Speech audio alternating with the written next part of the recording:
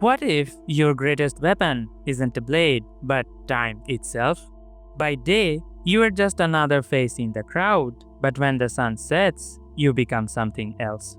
Welcome everybody, this is Blood of Dawnwalker, a game where you hunt, feed, and decide the fate of your family.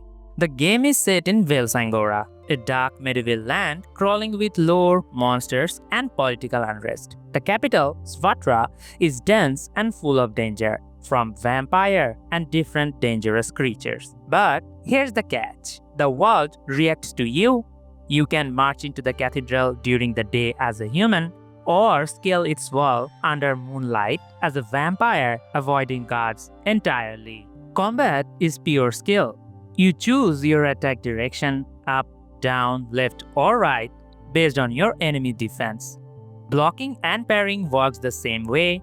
Each successful hit builds up your activation charges, which unlock devastating abilities, like Burning Blood, which boils your enemy from the inside, or Artery Attack, which literally decapitates them. Oh, and magic costs health. Manipulating reality has a price. There are 3 skill trees: human, vampire, and shared. Whether you level up a frugal witchcraft skill to reduce blood cost, or evolve into a monster that moves through walls. Your choices shape your story. Even how you heal differs.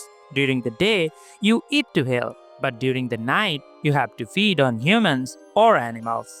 And you get to decide whether to sip their blood and spare them, or drain them dry. Coen isn't just a character, he is too. By day, he is a citizen. He can walk the streets, enter churches, talk his way out. But by night, he is a predator. Abilities like Shadow Step and Plane Shift let him teleport, scale walls, and slip through cracks humans can't reach. But hunger burns, and if you don't feed, you lose control. Kill an important NPC by mistake, and your story takes a different path. One of the most interesting systems in Blood of Dawnwalker is its 30-day cycle, which raised a common question: does that mean we'll be constantly rushed by a ticking clock? Surprisingly, no.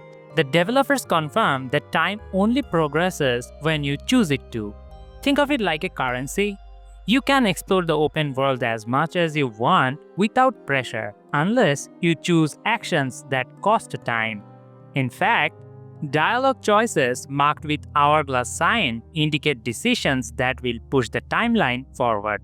For instance, during the cathedral scene, you are given choices: pick the hourglass one and the time advances. Pick the other ones and the time stands still, letting you roam freely. It's a smart system that puts the player in control, but with great freedom comes great responsibility. Choose carelessly and you might find yourself out of time. And while we are on player control, let's talk about combat difficulty. The directional swordplay might look intense, but don't worry. The devs made sure that the story-focused players on lower difficulties will experience more relaxed combat. Enemies will be less aggressive and easier to counter. But crank up the difficulty and things get brutal.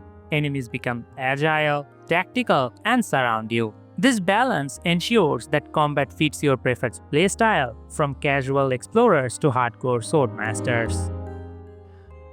Let's talk about Xanthe, one of the most punishing bosses in the game. A blood mage with little control over flesh and stamina. Fight her with brute force or find her secrets first.